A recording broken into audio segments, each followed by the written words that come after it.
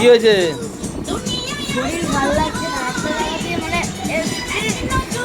দুটো মেলা থেকে তার জন্য শরীর ভালো লাগছে না। কিন্তু বাট একটা জিনিস কিনেছি, মানে পড়াশোনারই। চলো, আমার আরেকটা ঘর আছে, দুটো রুম আছে।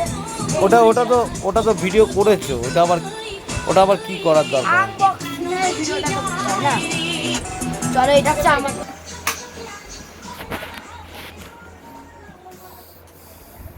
সে এখানে জামা কাপড় মানে পুরো অগোছালো কিছু না। অলরেডি আমি একবার অনেকটাই আনবক্সিং করে ফেলেছি, তার জন্য একটুখানি আছে, মানে কি করবে তোমাদের সাথেই শেয়ার আছে। আমি একটা ভাইরাল মানে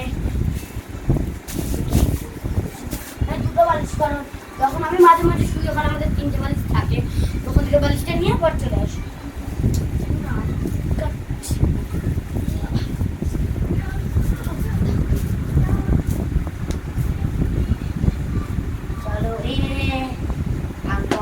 পুরো করে দিয়েছি, ধুলো ধুলো ভালো ব্যাপার না। তো আমি এইটাই পাচ্ছি না।